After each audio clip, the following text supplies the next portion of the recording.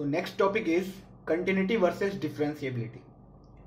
इसमें हम लोग बेसिकली देखेंगे कि कोई फंक्शन कंटिन्यूअस है या फिर कोई फंक्शन डिफरेंशिएबल है, इस दोनों में रिलेशन क्या है हमारा। तो इसके लिए हमें सबसे पहले बेसिक नॉलेज चाहिए, जो कि हमें पता है कि फॉर ए फंक्शन, कोई भी फंक्शन हो F x at x is equal to A, कोई भी फंक्शन है एफ एक्स और x इज इक्वल टू ए पे अगर बात चल रही है तो A point to be differentiable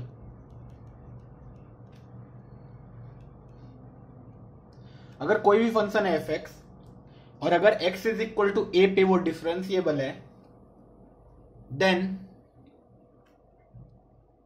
the limit x is tending towards A F x minus F A divided by x minus a must exist, है ना। अगर किसी फंक्शन को x इज इक्वल टू ए पे डिफरेंशिएबल होना है तो ये हमने पढ़ा हुआ है कि limit x is tending towards A F x minus F A divided by x minus a must exist. अगर ये एग्जिस्ट करेगा तो हमारा फंक्शन अपने आप x इज इक्वल टू ए पे डिफरेंशिएबल हो जाएगा। और दूसरा पॉइंट हमें क्या याद है, for a function F x at x is equal to a to be continuous,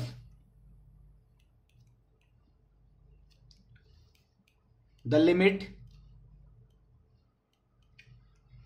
limit x is tending towards A F x is equal to F a के बराबर होना चाहिए। ठीक है, ये दोनों पॉइंट को हम लोग याद रखेंगे कि किसी भी फंक्शन को अगर डिफरेंशिएबल होना है तो ये वाला लिमिट एग्जिस्ट करना चाहिए, और किसी भी फंक्शन को कंटिन्यूअस होना है तो limiting value at x is equal to a function का हमेशा एफ ए के बराबर होना चाहिए।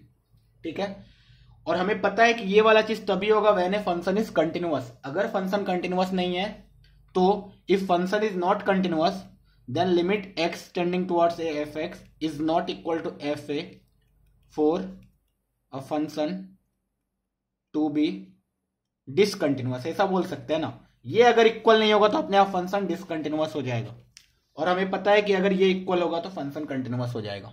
ठीक है, इतना अगर आता है हमें। और एक बेसिक सा चीज कि सोचो कोई भी लिमिट है, समथिंग लिमिट कैलकुलेट कर रहे हैं लिमिट, और वो a अपॉन बी के फॉर्म में है। लिमिट हमने कैलकुलेट करना स्टार्ट किया किसी भी पॉइंट पे x इज इक्वल टू ए पे, और वो a अपॉन बी के फॉर्म में है। तो बताओ अगर a अगर जीरो की तरफ जा रहा है एंड b भी जीरो की तरफ जा रहा है, तभी हम लोग बोलेंगे कि लिमिट मे और मे नॉट एग्जिस्ट। क्यों? क्योंकि उस केस में क्या हो जाएगा, ये 0/0 फॉर्म टाइप बन जाएगा, और 0/0 फॉर्म बनेगा तभी हमारा लिमिटिंग वैल्यू आ सकता है, या फिर लिमिट हो सकता है डज नॉट एग्जिस्ट हो जाए। तो 0/0 होगा तभी एग्जिस्ट करेगा। सोचो इनमें से कोई भी एक नॉन जीरो हो जाए। For example if a is tending towards 0 and B is not tending towards 0, ठीक है, तो क्या हो जाएगा अपने आप 0, लिमिट कितना हो जाएगा, एल का वैल्यू 0 हो जाएगा। लेकिन दूसरा सोचो कि A is not tending towards 0 and B is tending towards 0, तो क्या हो जाएगा, लिमिट डज नॉट एग्जिस्ट हो जाएगा, क्योंकि उस केस में non zero upon zero number आएगा। Non zero upon zero is infinity, इसका मतलब होता है नॉन जीरो। ठीक है, और अगर ए जीरो को जा रहा है और बी नॉन जीरो को जा रहा है तो अपने आप वैल्यू कितना आने वाला है, 0। ये बातें हमें पता होनी चाहिए। ठीक है, अगर इतना बात पता है हमें तो एक एक करके केस सॉल्व करते हैं। सबसे पहला केस है case 1। If a function F x is continuous at x is equal to A. सोचो अगर कोई फंक्शन कंटिन्यूअस है एक्स इज इक्वल टू ए पे, ठीक है,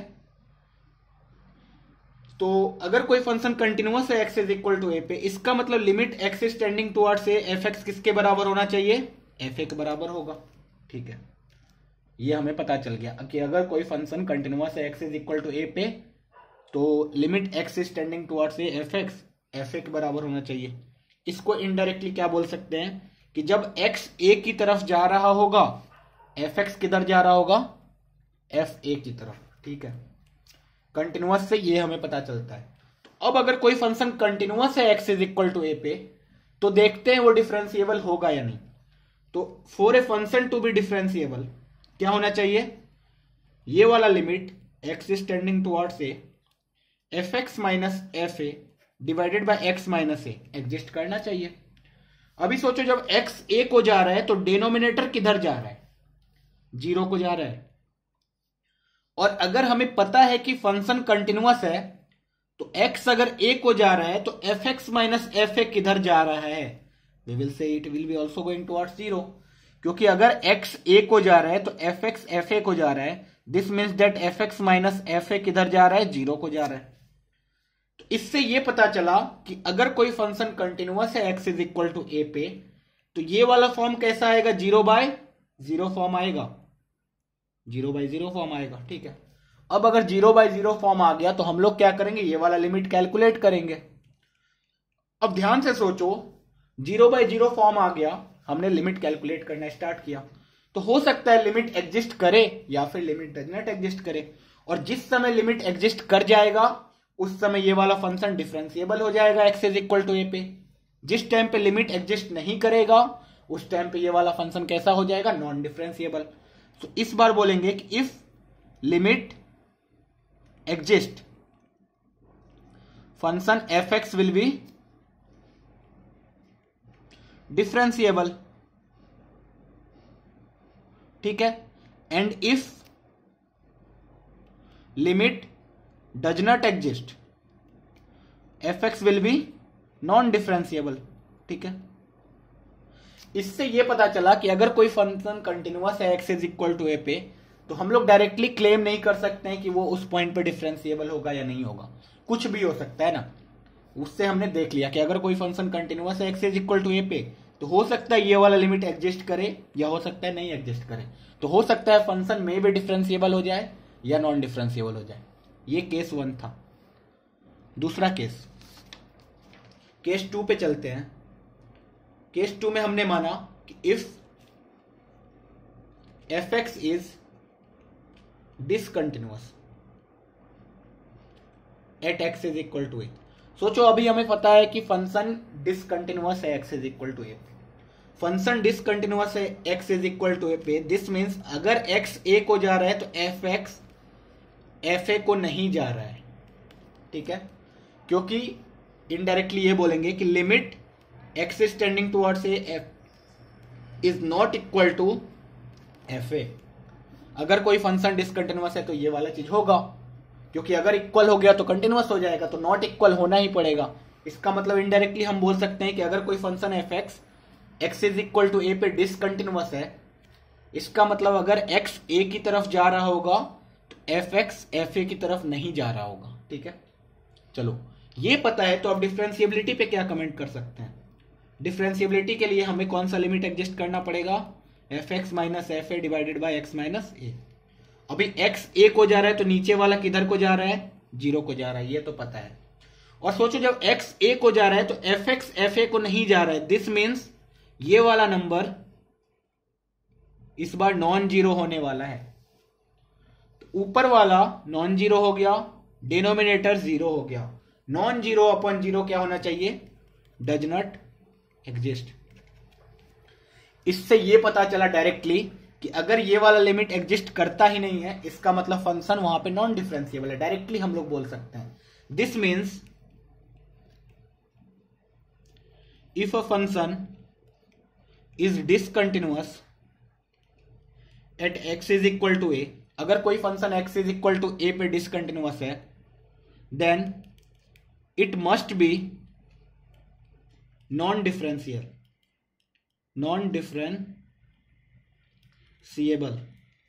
at x is equal to A. इस समय हम लोग कंफर्म बोल सकते हैं कि अगर कोई फंक्शन कंटिन्यूअस नहीं है एक्स इज इक्वल टू ए पे, तो वो डिफरेंशिएबल नहीं होगा। चलो केस 3 लेते हैं। जब केस 3 हम लोग देखेंगे, वाइसे वर्सा, उल्टा चलते हैं इस बार। Let F x is differentiable at x is equal to ए।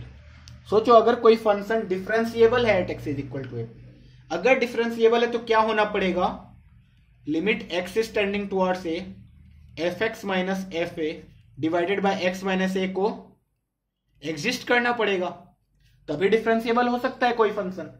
अब सोचो अगर ये वाला लिमिट एग्जिस्ट करता है और हमें पता है जब x a को जा रहा है तो नीचे वाला किधर जा रहा है, जीरो को, इसका मतलब जब x a को जा रहा होगा तो ये वाला चीज कहां भी जा रहा होगा, जीरो को, तभी लिमिट एग्जिस्ट करेगा। क्योंकि नॉन जीरो को चले गया तो अपने आप लिमिट डज नॉट एग्जिस्ट होगा। तो ये वाला चीज इसका मतलब जीरो को जा रहा है। This means as x is tending towards A F x is tending towards F ए।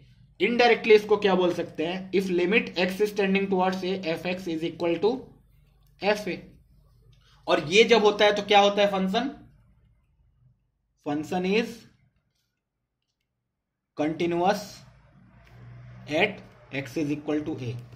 इससे ये पता चला कि अगर कोई function x is equal to ए पे डिफरेंशिएबल है, इसका मतलब वो x इज इक्वल टू ए पे कंटिन्यूअस होगा ही, तभी वो फंक्शन डिफरेंशिएबल है। अगर डिफरेंशिएबल है तो फंक्शन कंटिन्यूअस होगा, ये कंफर्म बोल सकते हैं हम लोग। एक और केस, लास्ट केस बच गया हमारे पास, केस 4, कि अगर if a function F x is non differentiable at x is equal to A. अगर कोई function x is equal to ए पे नॉट डिफरेंशिएबल है तो क्या होगा, limit x is tending towards A F x minus F A divided by x minus A does not exist. अब सोचो ये वाला लिमिट अगर एग्जिस्ट नहीं करता है तो दो पॉसिबिलिटी है, हो सकता है कि 0/0 फॉर्म आ गया तब डज नॉट एग्जिस्ट आया लिमिट, या हो सकता है 0/0 फॉर्म आया ही नहीं, नॉन 0/0 आ गया। ठीक है, दो पॉसिबिलिटी है। This means either limit x tending to a f x is equal to F a हुआ होगा, तब भी डज नॉट एग्जिस्ट हो सकता है, 0/0 फॉर्म आ गया फिर भी लिमिट नहीं आया, और limit x tending towards A F x not equal to F a हो गया। जब ये हो जाएगा तो अपने आप लिमिट डज नॉट एग्जिस्ट हो जाएगा, non zero upon zero number आ जाएगा। तो इसका मतलब अगर कोई फंक्शन नॉन डिफरेंशिएबल है x इज इक्वल टू ए पे, तो फिर से नहीं बोल सकते हैं कि वो कंटिन्यूअस होगा या नहीं, क्योंकि अगर ऐसा हुआ तो कंटिन्यूअस होगा, ऐसा हुआ तो डिसकंटिन्यूअस होगा। This means function can be continuous और discontinuous at x is equal to A. कुछ भी नहीं बोला जा सकता है, दोनों में से कुछ भी हो सकता है। इसका मतलब इस चारों केस को देखते हुए हम लोग एक पॉइंट तो लिख सकते हैं आराम से, कि इसको नोट बना के लिख लिया कि अगर कोई फंक्शन डिसकंटिन्यूअस है, डिसकंटिन्यूअस है तो कंफर्म है कि वो नॉन डिफरेंशिएबल होगा ही। ये अपना कौन सा केस था, सेकेंड वाला केस, कि अगर कोई फंक्शन डिसकंटिन्यूअस है तो वो नॉन डिफरेंशिएबल होगा ही उस पॉइंट पे। दूसरा पॉइंट, अगर कोई फंक्शन कंटिन्यूअस है तब डिफरेंशिएबल होगा कि नहीं, कुछ भी नहीं बोला जा सकता है। डिफरेंशिएबल भी हो सकता है या फिर नॉन डिफरेंशिएबल भी हो सकता है। ठीक है। तीसरा पॉइंट, कि अगर कोई फंक्शन डिफरेंशिएबल है किसी पॉइंट पे, इसका मतलब कंफर्म है कि वो कंटिन्यूअस होगा। चौथा पॉइंट, अगर कोई फंक्शन नॉन डिफरेंशिएबल है, इसका मतलब इट कैन बी कंटिन्यूअस और डिसकंटिन्यूअस, कुछ भी हो सकता है। ठीक है, ये 4 पॉइंट याद रखना है। इसका मतलब हम लोग इसको ऐसे बोल सकते हैं, डिफरेंशिएबिलिटी गारंटी कंटिन्यूटी। अगर कोई फंक्शन डिफरेंशिएबल है इसका मतलब वो कंटिन्यूअस होगा ही, but continuity does not guarantee differentiability. ठीक है, ये लाइन अच्छे से पढ़ो कि डिफरेंशिएबिलिटी गारंटी कंटिन्यूटी। अगर कोई फंक्शन डिफरेंशिएबल है तो वो कंटिन्यूअस होगा ही, लेकिन हम लोग इसका वाइसे वर्सा नहीं बोल सकते कि अगर कंटिन्यूअस होगा तो डिफरेंशिएबल होगा ही। Continuity does not guarantee differentiability. ठीक है, तो ये वाला पॉइंट अच्छे से याद रखना है।